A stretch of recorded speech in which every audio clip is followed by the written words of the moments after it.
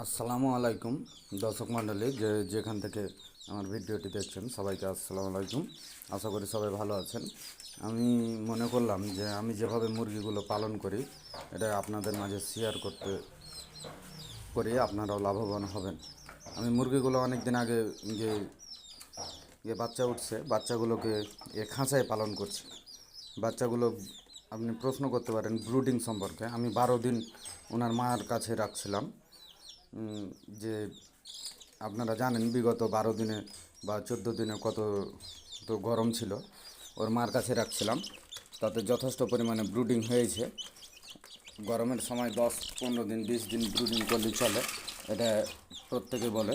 মুরগিগুলো বের হয়ে গেল, আমি ভরে দেবো একটা একটা করে। আর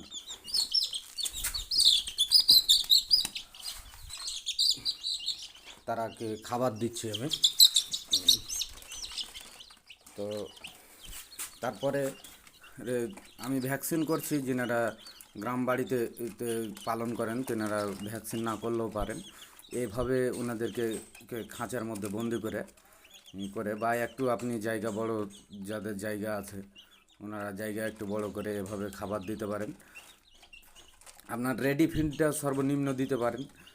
রেডি ফিড দিলে তাদের মানে খাদ্যর যে চাহিদা, প্রোটিন, ক্যালসিয়াম, পটাশিয়াম, ম্যাগনেসিয়াম যা চাহিদা আছে, এগুলো পূরণ হলে এরা তাড়াতাড়ি বড় হবে। আপনি দেখতে পাচ্ছেন বাচ্চাগুলো আমার 15 দিনের বাচ্চা।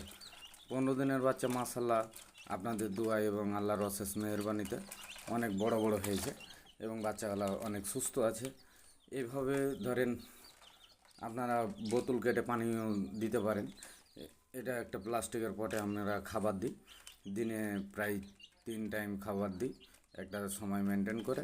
এবং খাবার বেশি পরিমাণে খাবার দিলে, ও দেশি মুরগির বাচ্চা তো এরা পা দিয়ে মানে নেড়ে নেড়ে ফেলে দেয়, এই জিনিসটা লক্ষ্য রাখবেন।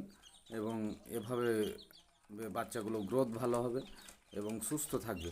আমি আর 20 থেকে 25 দিন রাখবো, তারপরে এই বাচ্চাগুলোকে ছেড়ে দেবো। আমরা যেটা বসত বাড়িতে মুরগির ঘর বলি, ওর মধ্যে ওর আম্মারা থাকে। আর এতে লাভ কি হয় যে 10 থেকে 15 দিন যদি আমরা মুরগির বাচ্চাগুলো মুরগিতে নিয়ে বেড়াই, ব্রুডিংটা হয়ে যায়। এবং তারপরে আমরা যদি খাঁচায় বন্দি করে এটা রাখার মেন উদ্দেশ্য হচ্ছে ওনার আম্মা 2 থেকে 4 দিন ওর পাশে ঘুরঘুর করে, তারপর চলে যায়। এটা চলে যাওয়ার পর মানে কুচো ছুটে যায় এই 2 থেকে 4 দিনের মধ্যে। তারপর কুচে ছুটে যাওয়ার 15 থেকে 20 দিনের মাথায় আবার ডিম পাড়তে শুরু করে। আপনার যদি খাবারের একটু সমস্যা থাকে তাহলে একটু পরে পারবে। এবং যাদের খাবারের একটু মানে পর্যাপ্ত পরিমাণে খাবার দিতে পারে তাদের 15 থেকে 20 দিনের মাথায় আবার ডিম পাড়তে শুরু করবে। এভাবে আমরা পর্যাপ্ত পরিমাণে বাচ্চাও উৎপাদন করতে পারি, ডিমও পর্যাপ্ত পরিমাণে আয়ত্ত করতে পারি। ইনশাল্লাহ সবাই ভালো থাকবেন, সুস্থ থাকবেন। আসসালামু আলাইকুম।